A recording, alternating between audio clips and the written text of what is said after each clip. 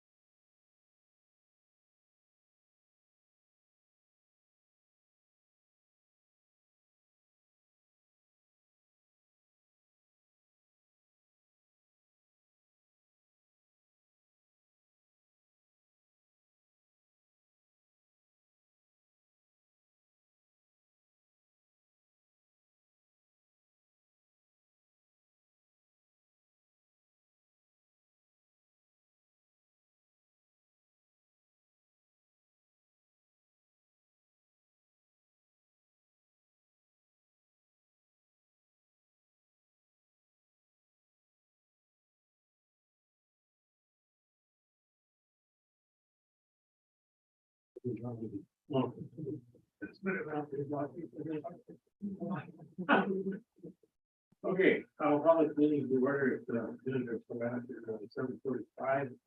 And I appreciate everybody that you know, earlier today. This meeting and all the meetings, this meeting open to the public, so that the proper notice is posted, given to the media, of course, traffic statutes, so then soon to be the new meeting. Roll call indicate and all numbers. Present. We have in front of you for under tablet. Consideration for the agenda. I saw. Any further discussion? Question, all those in favor, signify by saying aye. Aye. Opposed? Hearing none, motion is carried. And then we also had the minutes from our October 3rd. I moved to approve the October 3rd meeting.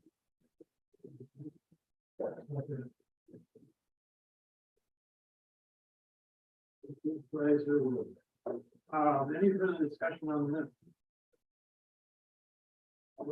All those in favor, signify by saying aye. Aye. Hearing none, motion is carried. Public comment, because there's still you're right on. You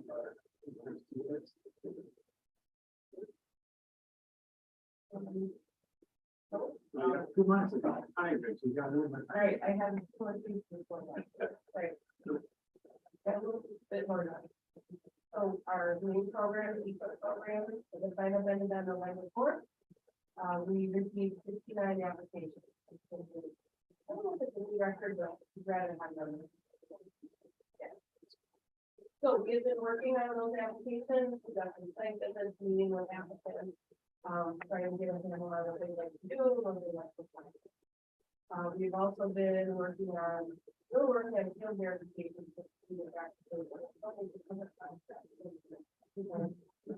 They said that the cover crop planting deadline is October 31st. So, yeah, so you have some folks that didn't plan until, how it is. We have to make sure those are terminated before we go into the program. And if you want to know, we can still test us. So you're still actually making.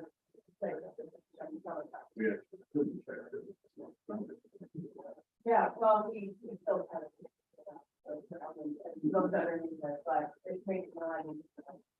We met and done Right. And all when it's frozen, I think it's Chisholm. All that good soil is frozen, I think it's Chisholm one. Well, we just have to make sure that the seed germinated and then it's really growing, so. But yeah, so we're still doing that, and then, there are still a few other management things that. So since your last meeting, the practices that were completed and paid out. Include seeking for grading operations, so maybe down in farm for grading for next year. People implemented grading practices throughout the grading season.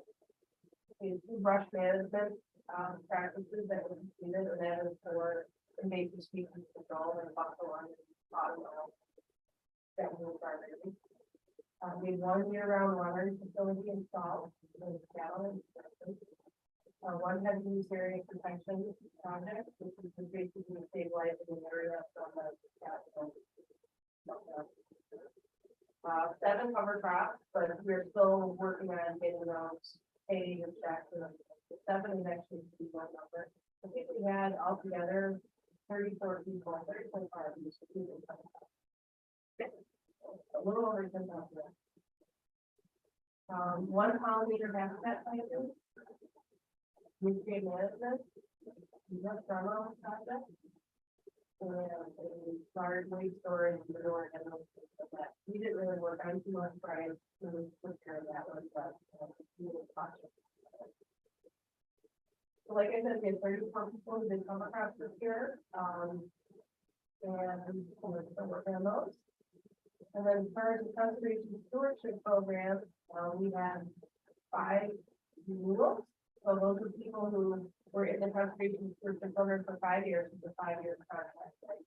And they were offered a chance to renew their application to get in the 5 years, they all had it. So those are very exciting.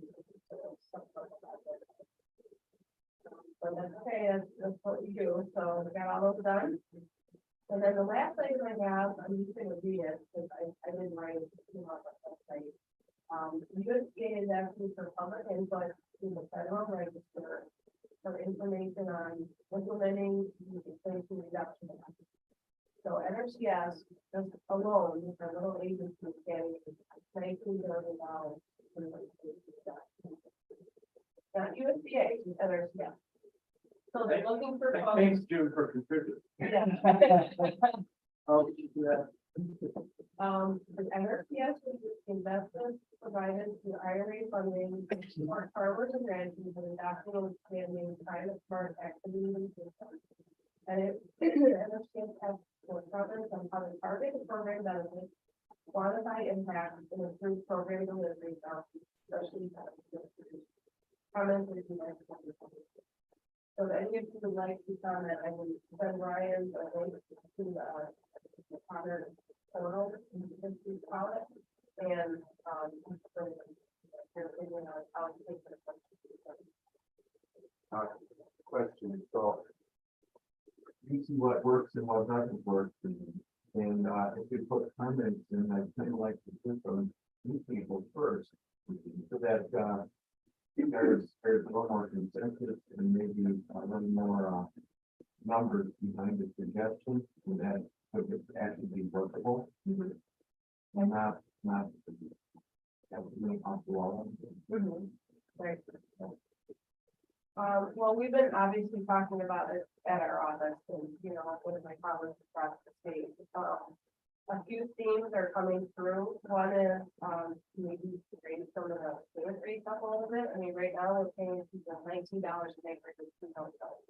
Is that going to get someone to do $19? Probably not. So, there's some really effective practices that we take. So maybe raise those up. I'm not saying raise them up enough to buy a tractor, No. but raise them up enough where it makes it maybe a little more efficient. The second thing is, we need more staff. So, one more body in each office would probably help. We're not looking for more people, because then when this money goes away, there's several people and that. But maybe another plan, somebody can get it. And then, you know, we just. Writing from, we just keep wanting to focus on water quality practices. You know, a lot of times that overlaps with this climate smart thing. So, you know, cover crops and really that is the water quality practice, but it also benefits, you know, hydrocarbon, so climate. So there's a few themes, but yeah, I mean, it's kind of like when we keep doing what we're doing, maybe make things a little more appealing. But then, you know, there's some more innovative ideas. This is my 2 cents. Do you see of any? You talked about yourself, do you see any areas in the United States that have different issues that use it more readily than you? I mean, just if you think about it. You know, there's out east, I don't think that water quality issue that we do in the Chesapeake Bay areas and that, so a lot of those places could use additional. If people they grow in more conservation practices. I mean, people talk about more than. But I think, you know, the land and water, agency and all of this, people have to move, they're gonna have to go to their. They're not gonna find it. So I think we're really looking for partnerships. So I think, you know, your organization here is gonna play a very role in that.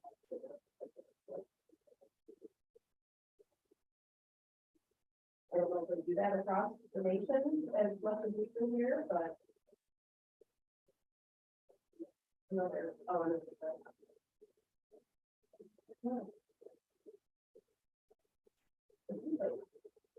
I think you're right about artificial, because they're gonna take the money and push it on somebody else so that we can try. We're gonna see that here on the next agenda. How many, You know, I actually don't know. I know the funding will finish start coming in 2023, but,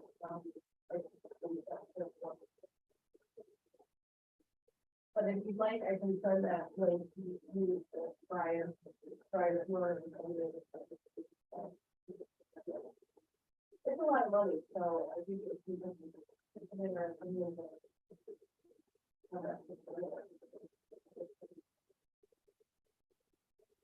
That's all I have for today.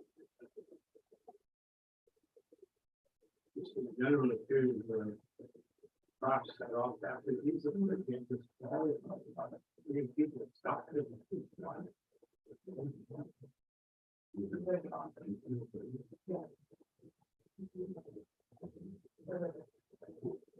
It's half the inflation reduction. Half of it. Yeah. Yeah.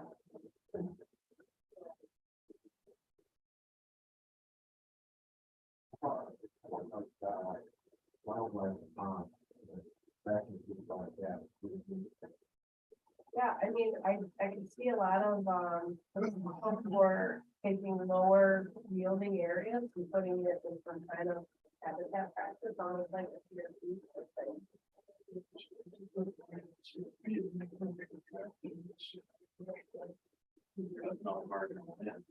Right. We actually have a, so the Pheasants Forever organization has around 6 or 7 staff members across the state whose job it is to go out and work with farmers and you know, work with them on habitat projects. Because two of the people in that organization have access to kind of a software program where you can put in a lot of data about your inputs, your yields, you know, everything from seed cost to fertilizer and everything, and figure out where on the farm you're not making as much money, and then target those areas to put in to the habitat program and actually show that it's more profitable for that. So anybody look at the farm that way, you can get that guy out here and have him do some areas.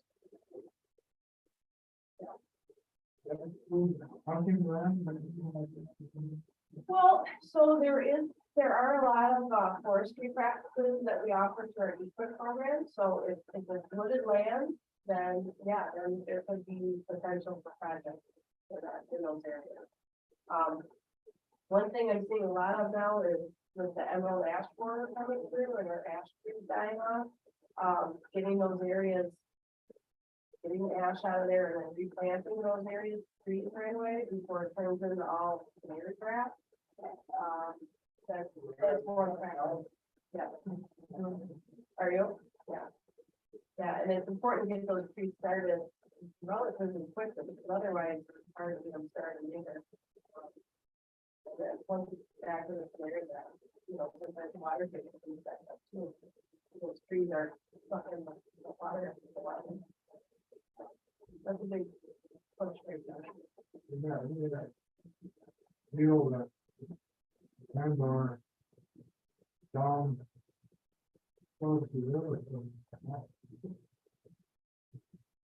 Got off the water, back in the, what is it, man, bad. That's crazy. I remember the water has been used, but that was good.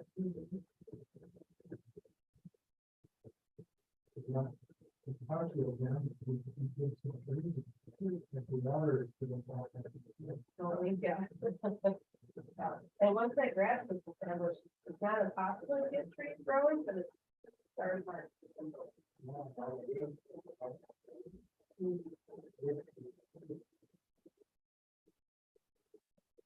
Just a curiosity question. Pheasants, it's not in the. But are there any pheasants around it? Once in a while, there's a few people that will raise it to and release. No, but I meant here. I saw like three this fall. So first year I haven't seen. The two couple ones there, they're very small. No, and you can tell them when it's because. Yeah.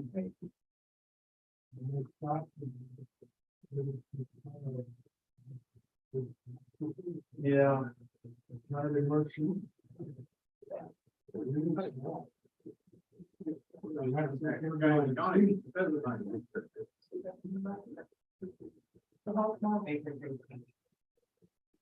Well, we don't really have a lower limit on who can sign up. So all of our programs are kind of based on fixing up village. So if they have 1 acre, so this is a practice, because we've got a high tunnel, but it was like, really 2,000 or greenhouses. You've got an acre of land and you wanna back to be produced, that's, sell it from the market or whatever. You can say, you just have to have, production history where you're putting a pipe on it, so you can't just say, I will put it right up there. So 1 acre, yeah, is that 1.5?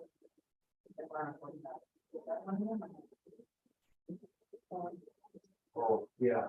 Oh, cool. They have got, very hard practice with the historic with that. Yeah, there, next slide. Oh. Right before the country and. Oh, before that? You're involved in it. But, yeah, that's kind of the.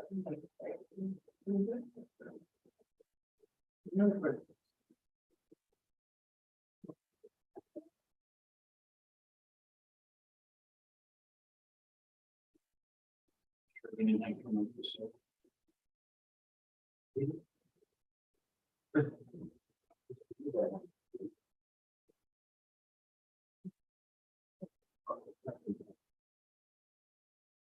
Any supervisor in any conference.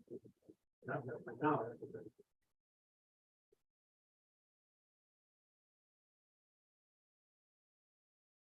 Well, for reading the reports, I actually did not make the demo farm monthly meeting. That was at home and really like semi delivery.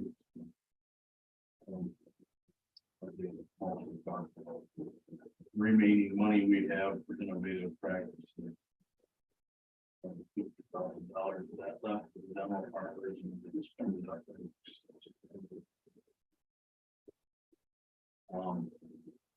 Moving on, our Altamont Lake Winnebago Association Summer Fall Tour was it, over. Early October.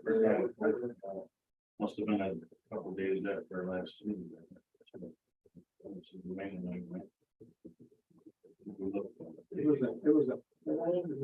It was.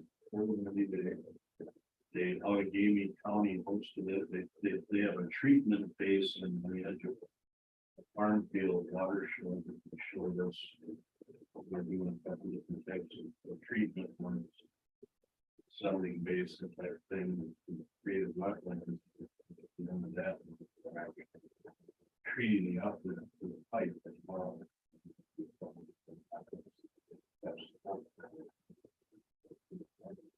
Steel shade in the water. Yeah, it was actually in the. Just up there, that's all, they already started, it feels like, right.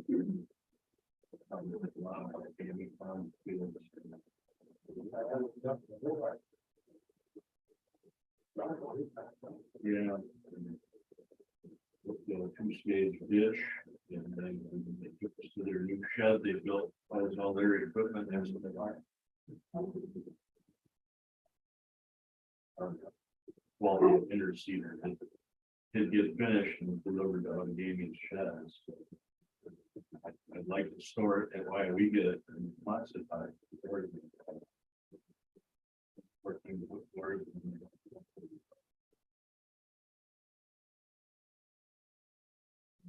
Around being taller door. But I think we'll probably likely to see more use in gaming.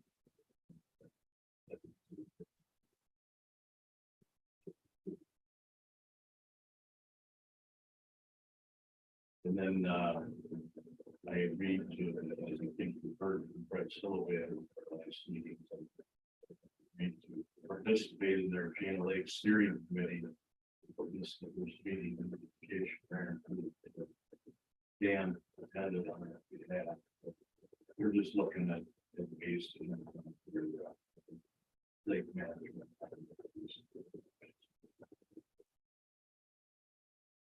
Which is good. I know to be an biologist in Johnson.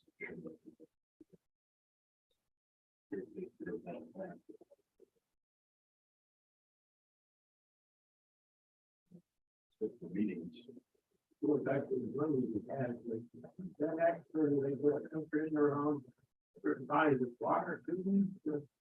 Well, it could, I mean, you know, that's the National Water Quality Initiative, which is kind of a sub program of research, and that targets watersheds that had, you know, that problem. But it wouldn't be really part of the Great Lake. Oh, it could be, I mean, you know, Bear Lake, eventually, Yeah, that that's way, what I'm or the thinking. county does, so, yeah, so it could be, you know, they could allocate a certain percentage of that funding to Great Lake conservation and to the water quality department. Yeah, yeah, I mean, the practices you guys said you might report, those are supposed to practices, so, Yeah, yeah. you know, and without getting too far here, you know, they're willing to do that.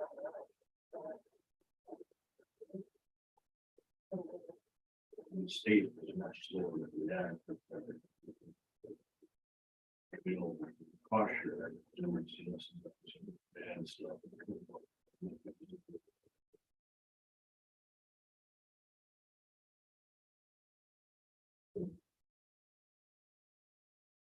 All right, moving on to item number 9. All of this came a couple days before our last meeting or a couple days after. You and I have talked about it. This is a proposal from the Foxwell Watershed Alliance, which is a nonprofit similar to Golden Sands that we've worked with on and off. We actually have a smaller project.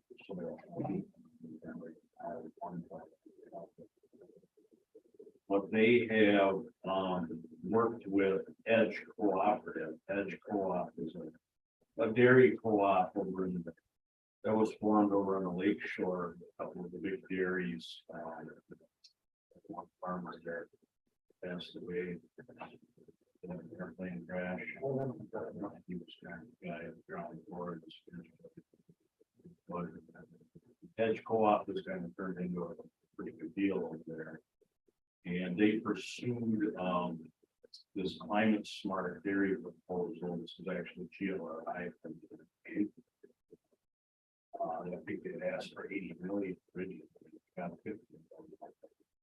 And I think this one out of their package. The first page here is the portion that Fox Wolf Watershed Alliance got. They got just under 8 million of that 50 million that was subcontracted to them from Edge Co-op. And they in turn, they would turn to us.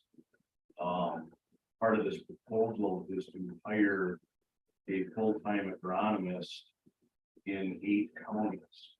Northeast Wisconsin. We are one of the 8. So if I scroll down here to the bottom of the second page, the narrative starts with a lot of their stuff. Then we get down to the bottom here. This other sub awards, we get into the portion that would affect us, and basically they are saying they'll sign agreements with 8 of 16 counties. Well, they've only approached 8 of us. The other 8, I don't think they're too small. I mean, there's 16 counties in both base. They're either not that big or not. Staff's probably not capable of dealing with this. They're proposing to give us a full-time salary and benefits just under $80,000 a year for 3 years to hire this position. They're going to include some supplies and some other dollars, as well as almost $30,000, $29,000 for vehicle purchase. So, you know, if we agree to go forward with this, we would sign the agreement and everything falls on us at that point. We're the first to buy the truck, we would do those things. Additionally, they have a pretty big pot of money with cost sharing. If we get into the third page, they talk about that. The bottom half of the first paragraph here. They are going to propose a couple of years of cost sharing. It's under $61 an acre for cover crops, $17 an acre for no-till, and $28 an acre for low disturbance for manure management on a set number of acres. So that'll be, I think that's $3 million roughly, and there's $3.7 million split among those 8 counties for cost sharing. The bright side of the cost sharing is that there's no restriction on the geography. We've got pretty good cost sharing in our trim watersheds right now, but those are 3 small watershed areas, and outside of that, the money is a little bit scarce. Lisa has good money, but it's only available once a year. Number flip to July next year, the farmer comes forward and says, I don't price of this.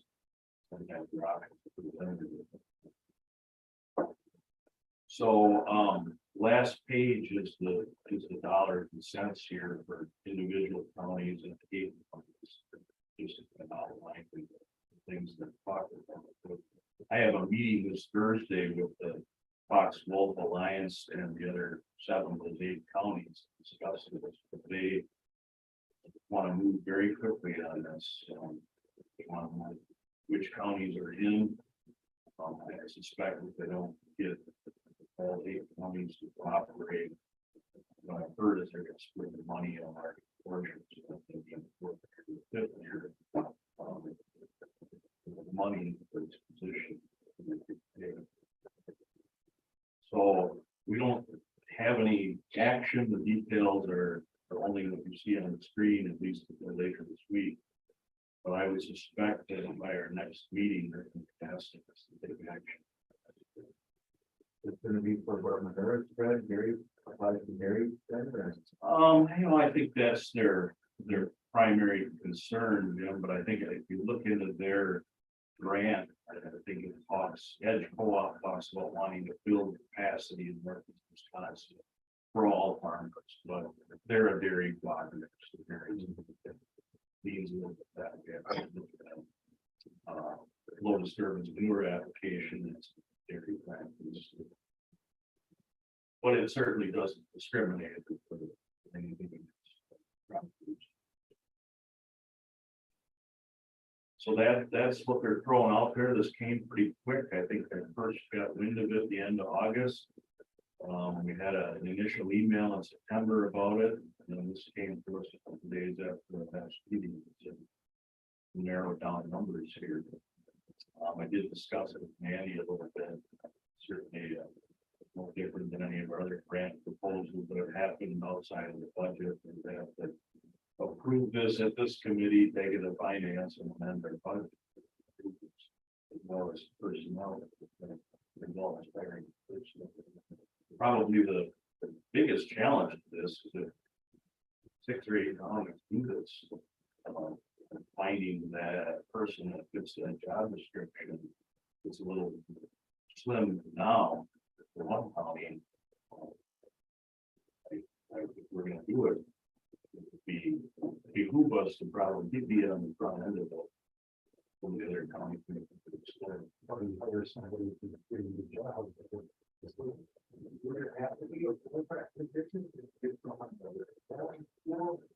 Well, the proposal says full-time position now, you know, somebody within school and they're finishing the spring or something like that, was possibly work around some of that in a bit, but I think their proposal is pretty clear. They want a person that is out there working hand in hand with the farmers, probably similar to our contracted employee for demo farms, Vancouver. It's pretty much this out there. In this case, just a demo. That type of, I think they want hands-on, somebody that's familiar with equipment and also familiar with nutrient management, CSA certified.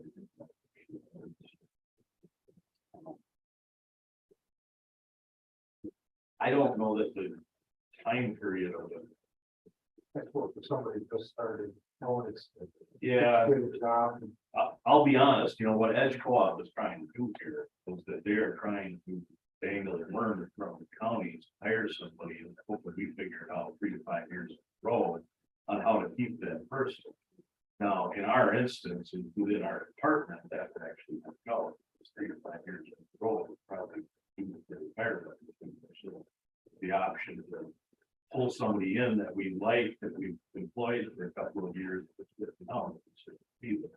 doesn't mean we're gonna have an extra person. And allows us to go down that road. We have in the need it work out there for this. Yeah, I think they're right on the head here that this is the type of position that's needed out there. These people have to go out and work with the farmer who has questions, who doesn't have the equipment. The counties around here, Green Bay, Brown, and us have been collecting some equipment, experimental stuff. If we had a hands-on person out there that can help implement nutrient management plans, help implement soil health practices. I mean, that's where we're headed. All the leases funding, all of our funding is starting to turn that direction. Wayne often asks me when are we going to do our last large manure management practice? And I don't know when the last one is, but it's certainly slowing down. The few dairy farmers that are left in this county, mostly do that. And if they're doing it, they're doing it the second. So our work is starting to turn back to the field practice level. That the early 2000s.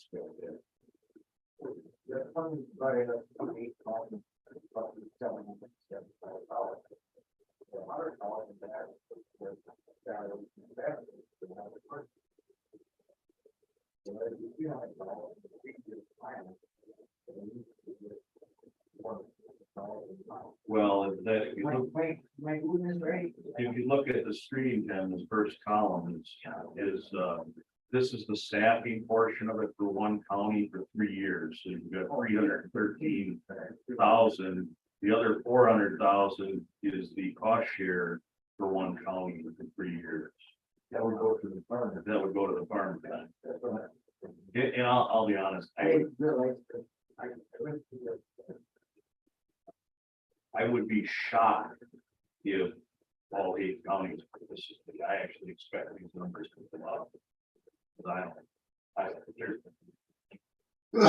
taking grant money like this to hire a position. Not all counties are super comfortable with that. Some of them are very slow to react. Just knowing my friends and partners and our neighbors, I just don't see all 8 counties working out the state of Florida. I might be wrong, but I would expect that they'll probably end up bumping this up for 4 years based on maybe 6 counties participating. It's kind of where my head is at right now. Never know. But we'll certainly know more this Thursday. Well, we don't need. Have to sleep. Right, this is just a draft proposal. I think we are gonna meet the room and kind of see what the temperature is and how everybody feels about it. And that lets Jessica, who's the director there at Foxville Watershed Alliance, and I'll let her know what the final proposal should look like. But you know, they were asking us to adopt this and go forward with it by early next year. Well, you bring up a good point in that we've got some staff that are nearing retirement. And that we do implement this program, and we bring in somebody who will be part of the office. They get trained. Yeah. You know, if somebody retired tomorrow, in our office, this would likely be the exact same position that would replace them. So, but I suppose retirement or more engineering.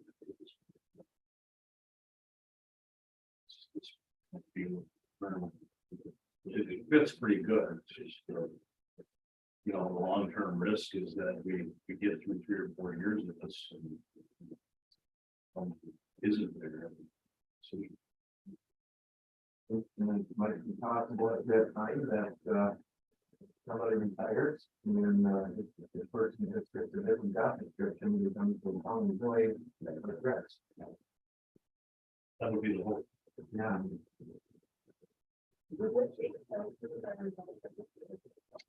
The ones that have been offered are Toronto, Paco, Washira, Nagano, Fond du Lac, Gaming, Rowan.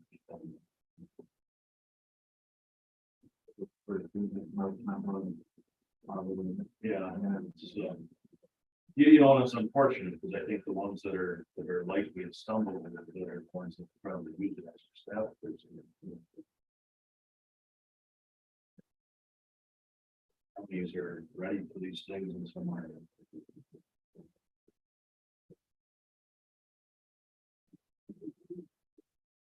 So I guess I would expect that this would be a good part of our discussion in our next meeting.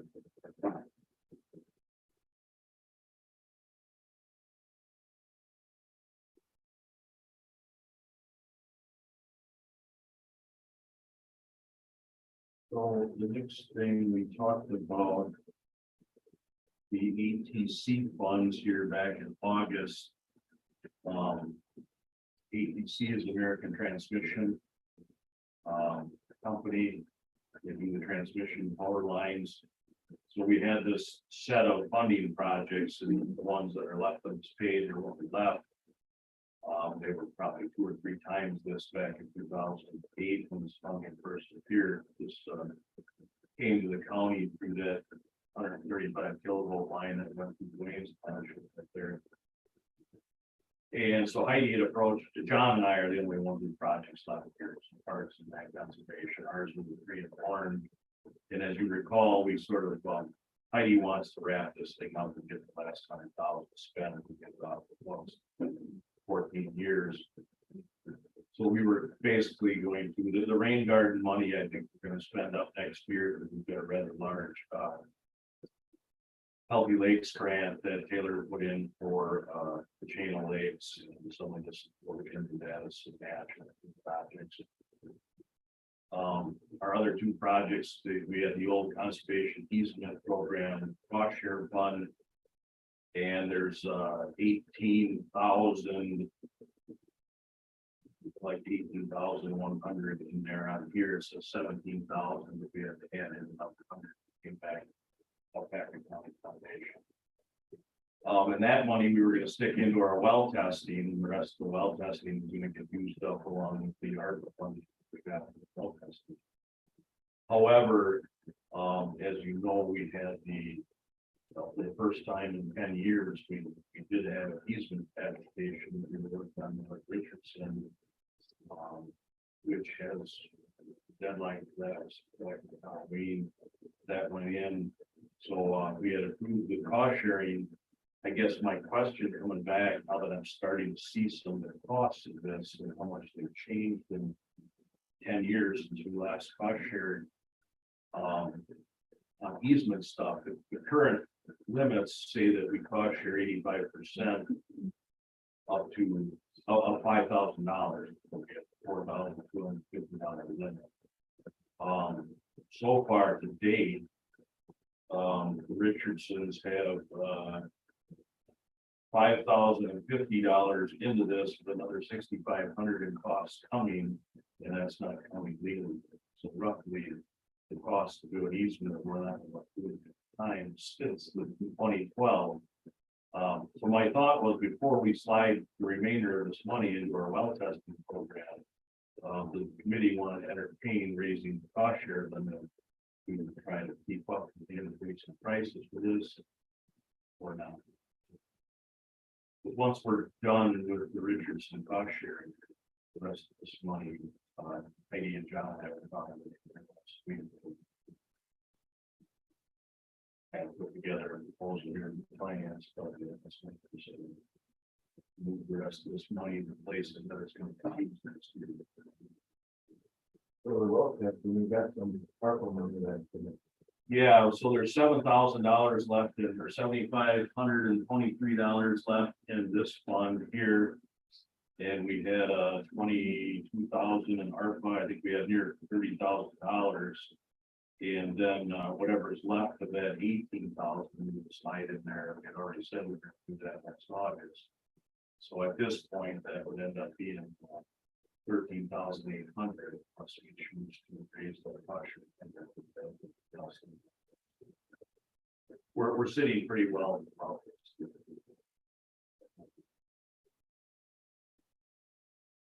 And we did hear that the Richardson application and easement is ranked the highest. So they have a pretty set guarantee. Like this. Yes. There wasn't enough funding in the out the funds that are easement, but people need to get, money from other stuff.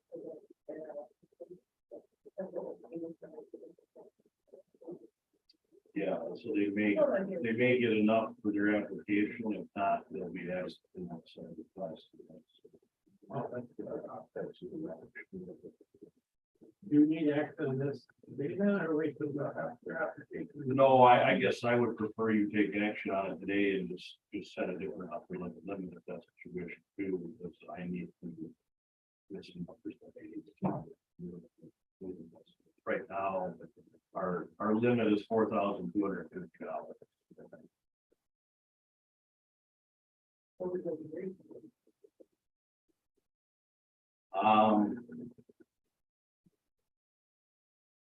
You know, I guess it depends on how you view all this easement stuff, but the prices have certainly doubled. Well, it's not double.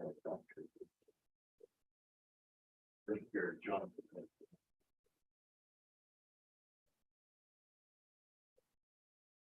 So 6,500. Appreciate any more of that. We're doing that percentage of 5,000, maybe 7,500. And then they ended up with $8. Yeah, the upper limit would just be the cost share of the funds. We cost share 85% of the bills that we have. Too small.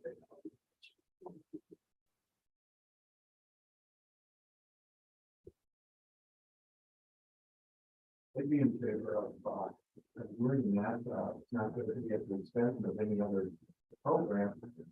And, if the one off, you know, it's not, and consequences on the vote. And I can. So what would be a reasonable upper limit? Doubling it is, like you say, it's not like quite a bit, but if we went half again, there helps. Yeah, I think it should know. But I thought the 6,500 was the The title work came in, I've got a bill for that, the application from. Some contract, we're gonna go on that. The next step is the appraisal. Appraisal bonds. Those are not your average bank. Fairly special, and specific appraisal. I think, Jim, I probably 6,800. Yeah, And yeah. what is it? Thank you, I'm all over it. So you want the net amount to end up being around 6,600 for that? Yeah, I would just set that as the cost share of the. Yeah, I would make that a motion that, we increase the cost share on it to $5,800 for this, improvement plan. The second. I don't know how like I said, it's not funny. It's a unique situation. It's not that we're stopping anybody else. For the call question, all those in favor, signify by saying aye. Aye. Carry. You know, that 18 fund, for our township. How many years is it? 14 years. I imagine yours is long gone, right? No, No, you only could spend it on certain things, you know, we could have used it on roads too, but, the point is, we get so much every year, so. During that period of time, we collected 650,000. Nice. How much? 650,000. Besides the 2 million we got in there. Good for you. Wow. Genesis Township didn't want it. So we funded it.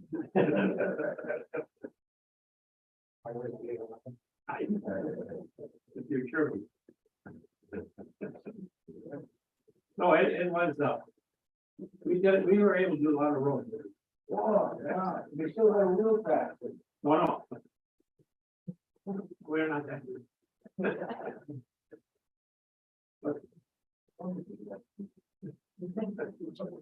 moving along to our annual December event here of reapproving or resetting our fee schedules for the parking. So as you recall, we've got 3 different fee schedules.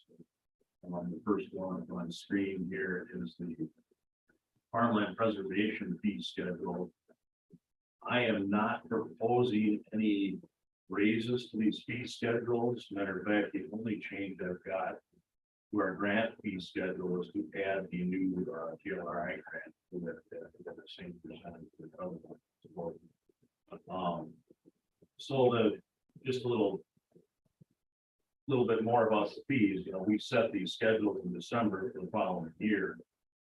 And then, you know, come August, I budget our budget based on the current fees. Usually, I guess it could become a situation where we are short on funding, and you know, I would have to budget them for a proposed increase, at which time we would definitely need an increase here in December. But our budgeting has been very good the last few years because we've gotten 3 of those trim grants that have staffing money, and now this GRI grant that is staffing. So we've got a pretty good stream of staffing money that we didn't have back in days when we created most of the fee schedules.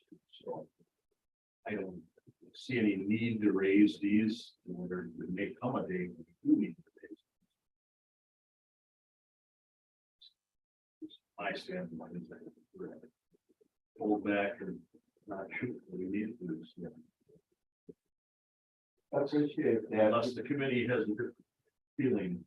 I appreciate that. We don't wanna, put too many disincentives for this and, some of our prices are up, but the costs are also up, so. Yeah, and farmland preservation, I don't get much flack about that fee at all, and it's only a once every 4-year fee for participants, and we have to go do the physical inspection once every 4 years. And at that point, there's a little more work to get into this stuff, is paperwork trapped in the computer, so. That's when that hits. You need a motion to make bigger. Yeah, I guess, you want to do all three at the end, or you want to do them individually?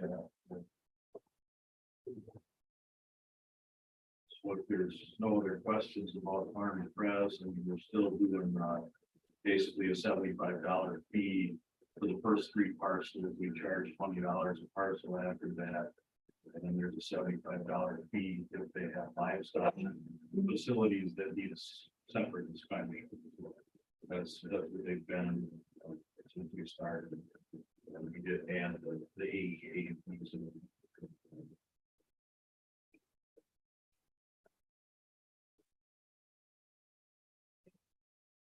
Here. This is our grant fee now, this is our chapter 51, so this is basically just our waste storage permit fees. We only do a couple of these a year, so this is not a big money generator, regardless of what we do here. I think a couple of years ago, we had raised the limit, especially on the top one, and I think we had made the bottom like 7, trying to promote the abandonment. Lisa and I structures on the landscape. Again, I don't see any reason to change any of this. This is not a big money maker for us. And we do 2, maybe 3 of these.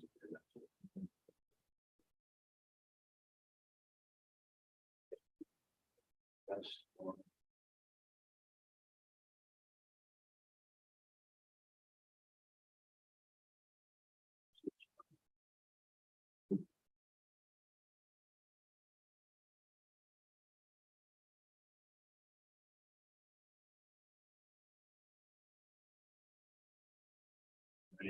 These are grant fees.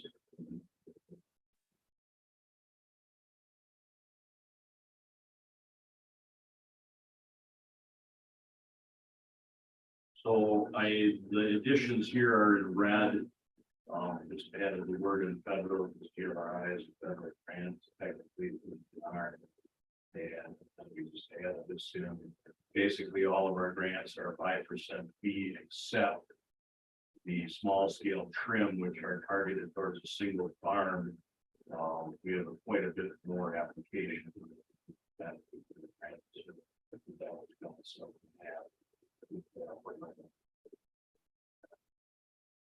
Otherwise, we've been turning along at 5% fees, so they're thanks to the system. So this one has that addition. Capture our news. Committee, especially we could do all one other than this red and blue. Do all 2 at one time with these four.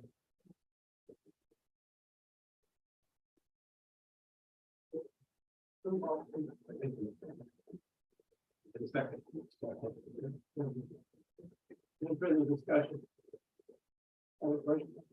All those in favor, signify by saying aye. Aye.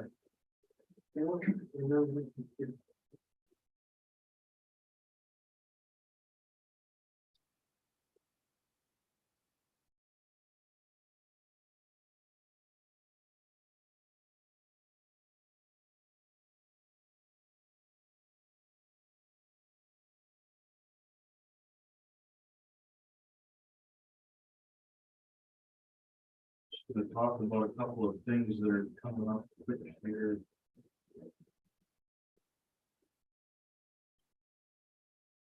So one of the things we've been working on since midsummer, are CREP inspections. CREP is a conservation reserve enhancement program that we do in partnership with FSA.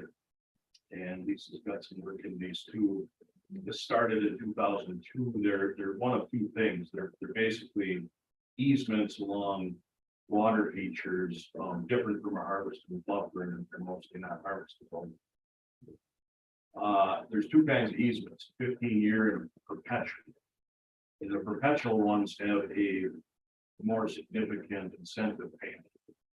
So to date, we've got probably a good 24 of these perpetual easements. All of them were done under Bruce back generally in the early 2002, a few years later range. So they get 15 years of payment through FSA. And then after the 15 years is up, there is no more payment. You got the incentive payment from DADCAP up front. But we're left with a perpetual easement. And DADCAP's come to us here earlier this year, and so we do a round of inspection on these. We're starting to find that some of the easements are encroached on like that. This is just one example up on screen. Kevin and Greg Wickman now own this for their dad's property. So their dad, this is a kind of a typical situation. Here's the three easement areas. And basically what they found is two of these easements, one of them is completely plowed up, and the other one's all food plot. And so what happens here is sort of a bad system of notification, right? You had a father that died, left his two sons this property, including the house. One of the sons has now sold it all to the second son, and lives there part-time. And I'm assuming this transaction didn't see any title work. If you did title work, the easement would show up in the title work, right? But it's an inter-family sale, so there's probably no title work done. And all of a sudden, you've got a son here who had probably zero idea that this easement existed or thought it was expired after 15 years. So now basically DADCAP has sent them a nasty gram here last week about all the things that are wrong, and our staff has to go out and reset the corners are all reset just like a survey. They're all irons in the ground. So, But you don't have to recheck them during. No, because, if they're trees, then you just gotta let them go, because they can't even know trees. You never had any reason to go. So I just kind of wanted to inform you, because there's a chance that we're gonna probably irritate a couple of people, or DADCAP's gonna irritate them with our name on the paper a little bit. The longer I go on in this field, the less enthused I am about a permanent easement, which is why I would really do not do permanent ones anymore. Because then we get into this situation where we're 20 years past signing it, and we've got problems that are making everybody unhappy. It's a good program, but I think that every 15 years, somebody should probably have a chance to either be told again or renew it. The 15-year version, we see a lot of it. But at least it's Like you say, somebody passed away, now it's different owners, and they've got different ideas, what they want to do with the property, and didn't know about it. right. I think for the most part, though, you're not gonna see it. Well, we've seen a fair amount of encroachment from those. Yeah. Yeah, we had Stephen went out to Scott told me from his part of his farm that he wants to and there was 15, 20 feet of encroachment. But it's just every year the tractor takes another foot, another foot. So, that one's no big deal. We went out. One he was there. There was still. There's a, Either a rebar or a manual. That's correct.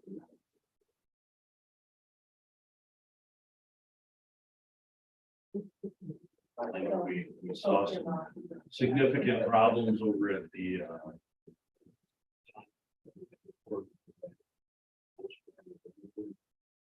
that's changed hands. Got a few of those. Some of them have changed hands 3 times. Most of that. Yeah, I don't think any of it's intentional. It's just people that would change his hands, they don't know. I see varying degrees of things from title companies. We'll get calls sometimes of our share agreements. And, they have nothing wants to know all about it. The next time I know and changes. I don't know if you admit something to it. Right. Yeah. So moving along, the DNR was just about to throw the letter in the mail for the Van Holman notice of discharge, and Van Holman passed away here in November. I see the machinery. All started in the shed. So we hope that's going to solve the problem. However, DNR is still pretty concerned about the large piles of sewer on it. At this point, we're just sort of getting some time until we figure out who's. I see where the obituary is. It's children. Cattle are gone. Yeah, the cattle, I was told by a friend in the area, they milked the cattle for a few days. And the production was so low, they just let them go and they shipped them to JBS. So. Grass. So the cattle are gone. If you recall, all this started because Casey wanted to fix the boat bridge there.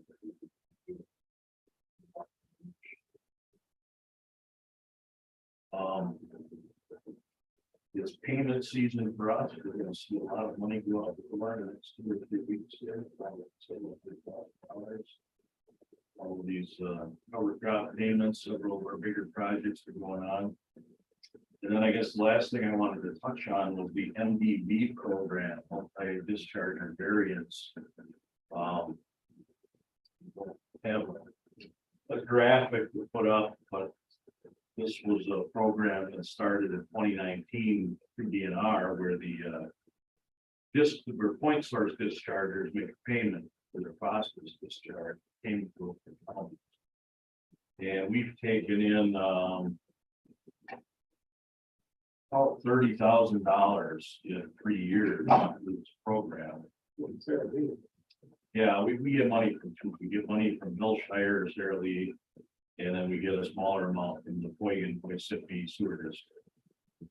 You have to be in the watershed, so if you're in the Fox Basin, usually any of that money will go up. Each December, so by the end of this month, I have to tell DNR what we're participating in or not. And I guess the reason I bring this up is I'm considering not participating for us for next year. We have $22,000 left that we have to spend. They give you 2 years to spend it. So you've got this rolling 2-year account set up for finance. And we've done one project to date. The problem is they only want us to spend this money on projects that implement NR 151 violations. And usually if you have a violation, first of all, DNR has notice discharge a pot of money. We've got several pots of money, and the projects are generally bigger than the amounts we're getting here. And I guess I've been in some discussions with Sean on Outagamie. Outagamie actually got a call last week by the DNR guy that runs this and asked not to participate because they're running behind and spending money. Just because the parameters are so narrow, it's hard to find a basic order. And I touched base with Sean, they already backed off last year. One of the reasons we don't put more money generally, like Sara Lee is 3 counties. it's been pretty frustrating, the staff is pretty frustrated with the paperwork that goes along with this, and narrow scope of the money. And I'm just thinking to myself, we've got plenty of funds to come to projects like this, without going through this pain. So, Where do you see these NR 151 violations going with these? Because I'm looking at dairy farms out in the county, and I know one guy that's he's 78, he's pulling up in 23 pilots, and he's got a guy 2 miles away that they help each other out, and he's north of Iowa too, and he's got maybe 50. But they're paying their full cost of their trucking, they don't have any quality incentives anymore, and it's a 1 year at a time thing with a lot of these small farms now. yeah, and the 151 violations, while they're often newer related, they have to be one project we did a couple years ago with a large gully on Little Streams Farm there. Great project. It's a great place for sediment basin. But qualifying for this funding is the use part of it. But yeah, you're right, Jim. A lot of the, Dan Holmes, a lot of those are on their way out. There's going to be violations that can crop up anywhere, anytime. But a lot of them are probably, well, they're either going to fix themselves or if we fix them, the solution with 6 figures, not $10,000. So usually those large ones, we end up piggybacking leases programs. Ask the brush. This program really doesn't allow us to do that. I guess I feel strongly that we should consider taking a year off. We can get back into this in a year. We want. But I think we have to spend up what we had last year, which is 22,170 next year. Taking another $10, $15.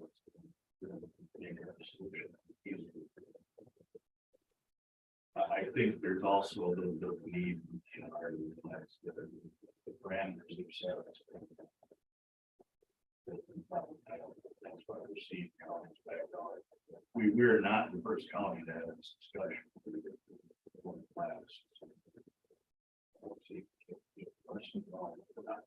Usually you don't want to do it. Right.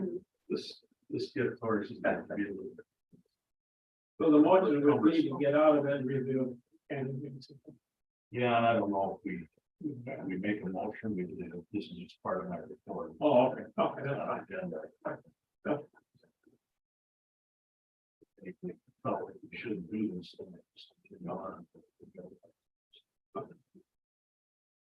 Pass.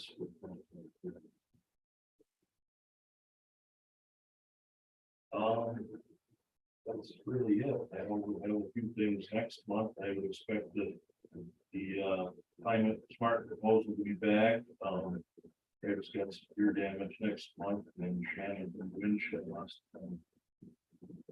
His report. I think I forwarded the case. Is that something we got to with that? Just for the background is I was appointed by the county board to be on the case.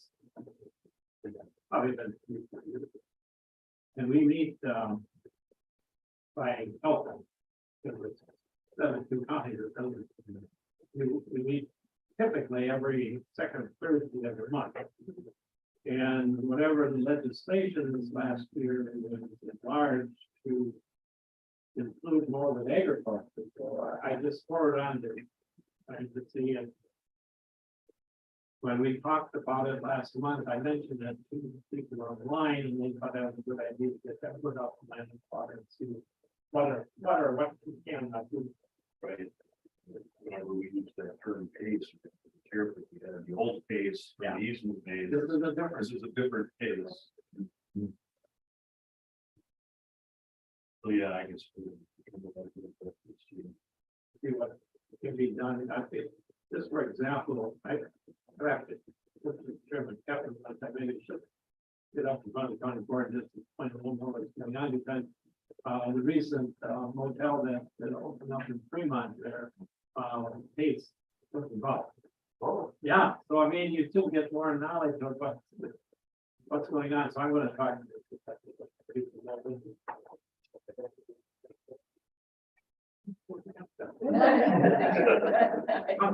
Come to the meeting. But the loans that we approve, you know, usually can range anywhere from about $1 million to $6 million. And it has to do with energy. Yeah. We did a couple of issues in the farm. This is within one day. Otherwise, the next meeting would normally be the. Yeah, the first Monday would be the second, which is our holidays, so the first Monday over here would be the ninth. That's fine. Yeah.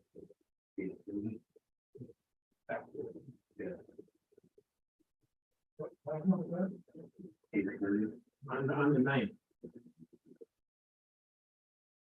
45. The ninth of January. The light switches in this room don't work right now. Ron didn't turn the lights on. 2 minutes before Ken walked in. That's why I let off the break.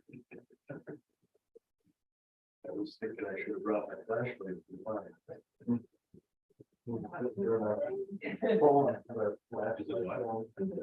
Yeah, right. Okay, if there's nothing else, we'll do that.